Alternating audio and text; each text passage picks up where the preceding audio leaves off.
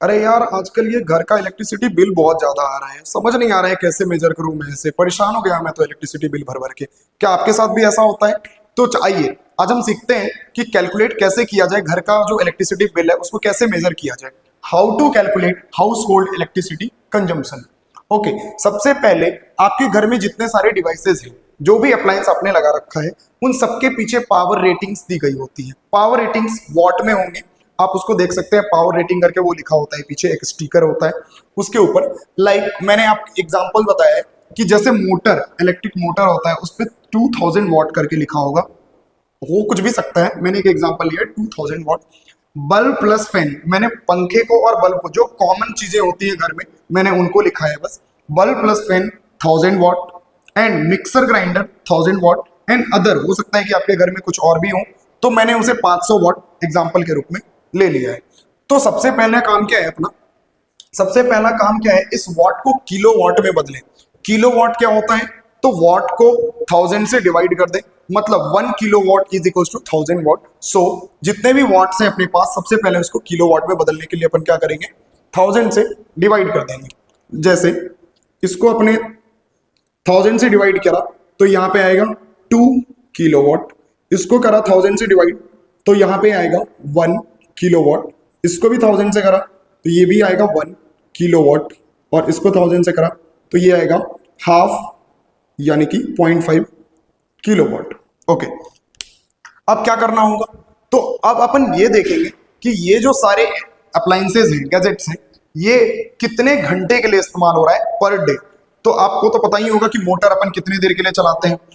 मैं ऐसा मान लो कि हो सकता है कि मोटर टोटल कुल मिलाकर 2 घंटे के लिए चलाए, तो इसको टाइम से मल्टीप्लाई कर दे, टाइम इन आवर।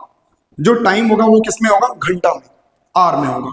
मान लो मोटर 2 घंटे के लिए इस्तेमाल किया गया है। और ये bulb plus fan, bulb plus fan तो है जो ज्यादातर यूज होने वाली गैजेट्स हैं, तो इनको मैं रख लेता हूँ 10 आवर्स, 10 घंटे के लिए। And mixer grinder, mixer grinder तो बहुत ज्यादा देर यूज होता नहीं, फिर भी मैं मान के चलता हूँ कि ये आधे घंटे के लिए यूज हुआ है, तो हाफ आवर। और ये अदर, अदर को भी ऐसा मान के चलो कि आप 2 घंटे के लिए, कुछ भी एग्जाम्पल के टाइप्स में 2 घंटे के लिए मैं इसे मान लेता हूं।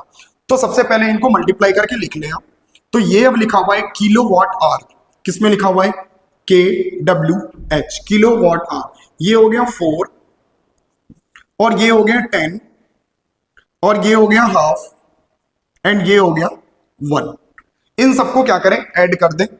तो अपन देखते हैं कि टोटल किलोवाट आवर कितना है। टोटल किलोवाट आवर है 10 plus 4 14, 14 plus 1 15, and 15 and half, 15 and half, 31/2 KWH। अब ये KWH है क्या, हमने क्यों कैलकुलेट करा है किलोवाट आवर? तो आपने सुना होगा, जो घर में अपन यूज करते हैं ना एक वर्ड कि कंजम्पशन कितनी हुई है, तो उसको बोलते हैं यूनिट्स में। किसमें बोलते हैं, यूनिट में। जो हमारे घर का कंजम्पशन है 200 यूनिट है, 300 यूनिट है, 150 यूनिट है, 1000 यूनिट है, सुना है आपने। तो वही यूनिट जो है वो KWH है, kilowatt hour is also known as unit. In domestical word, in electricity word, it is known as unit. उसी को यूनिट बोलते हैं। तो कहने का मतलब ये हुआ कि अगर मैं अपने घर का ये कैलकुलेशन करूं, तो मेरे घर का जो डेली का कंजम्पशन है वो है 15.5 यूनिट। कितना है, 15.5 यूनिट। तो ये मेरे घर का डेली का कंजम्पशन है।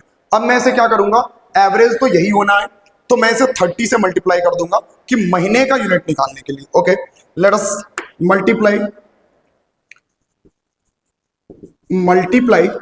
Bye 34 a month in daily consumption.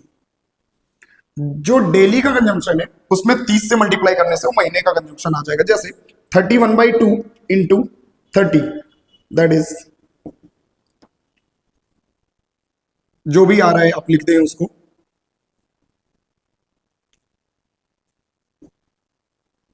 Kilo watt hour. मतलब ये 465 यूनिट्स हो गए मेरे महीने का कंजम्पशन।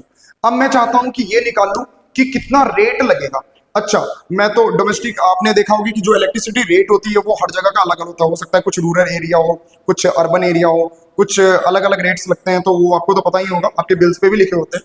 अब आप क्या करेंगे, इतने यूनिट्स को अपने रेट से मल्टीप्लाई कर देंगे to calculate the money, to calculate the rupees. Let us suppose कि मेरे जो घर का रेट है, इलेक्ट्रिसिटी रेट है, वो है 7 rupees per unit, 7 rupees per unit.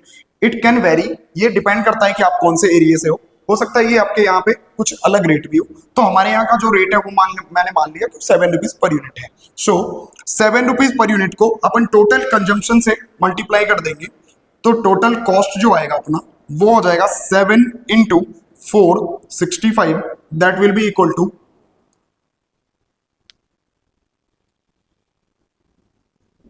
3255 rupees approx. Okay, तो हो सकता है कि आपके जो हाउस होल्ड का रेट है वो कुछ और हो, और कंजम्पशन भी वेरी कर सकता है household to household, किसके घर में कौन सा गैजेट्स है, अप्लायंस है। तो इस तरह से अपन कैलकुलेट कर सकते हैं कि कितना कंजम्पशन है, कितना रेट आया और कितना कॉस्ट लग रहा है।